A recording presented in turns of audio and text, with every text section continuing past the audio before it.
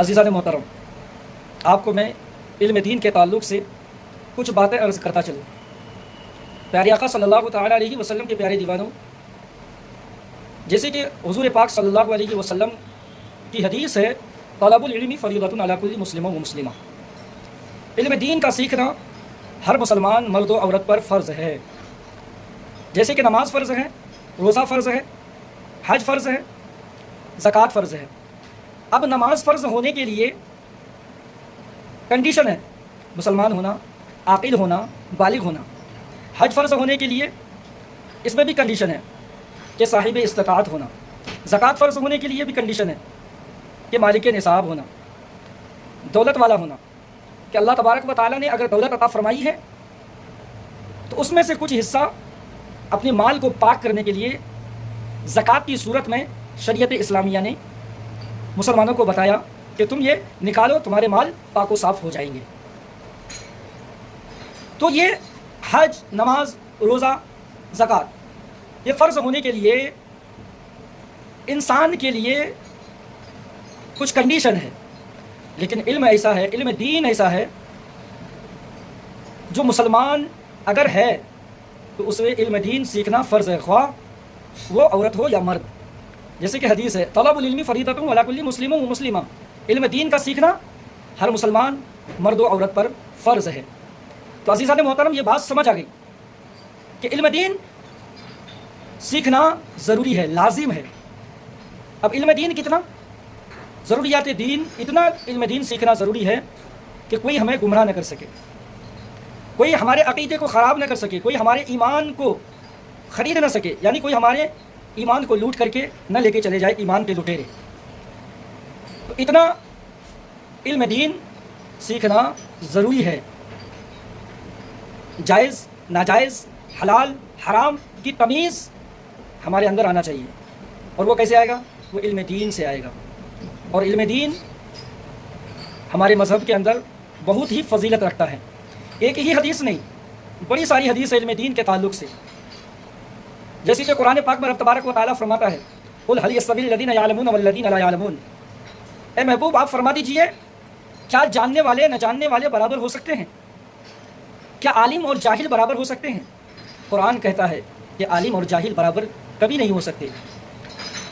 عزیزوں، آپ سے میں پوچھنا چاہوں گا، کیا کوئی پڑھا لکھا شخص اور کوئی ان پڑھ شخص برابر ہو سکتا ہے؟ برابر نہیں ہو سکتا۔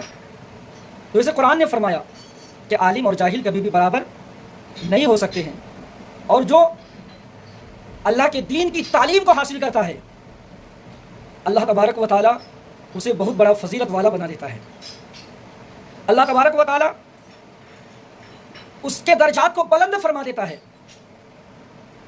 جیسے کہ حدیث پاک ہے، العلماء ورثۃ الانبیاء، علماء انبیاء کے وارث ہیں۔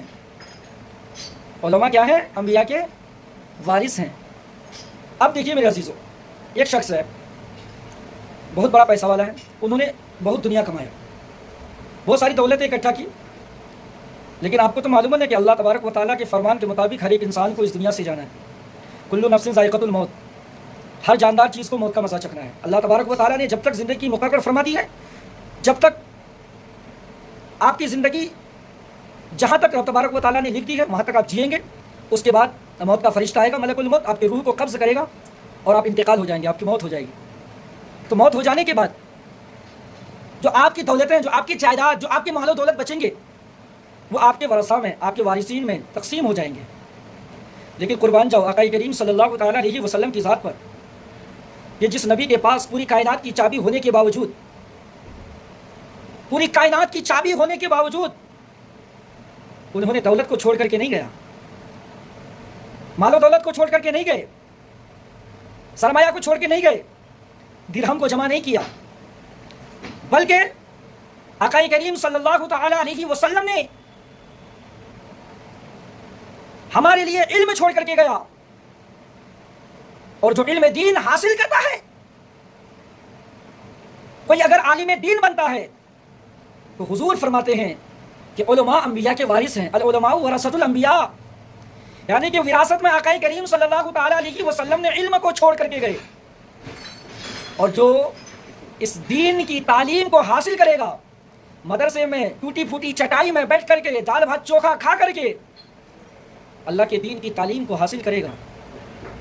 آقا کریم صلی اللہ تعالیٰ علیہ وسلم فرماتے ہیں کہ یہ میرے وارث ہیں، یہ عالم دین میرے وارث ہیں. سوچو مسلمانوں، کتنی بڑی بات ہے، کتنے بڑے گرو اور فخر کی بات ہے. میں دعا کر رہا ہوں یا اللہ تمام اہل سنت والجماعت مسلک اعلیٰ حضرت کے عالم دین کو اپنے حفظ و امان عطا فرما. وہ جہاں کہیں بھی ہوں انہیں شاد و آباد عطا فرما اور ان کے درجات میں بلندی فرما اور انہیں دونوں جہان کی دولتوں سے مالا مال فرما. وما علینا الا البلاغ. السلام علیکم ورحمۃ اللہ وبرکاتہ.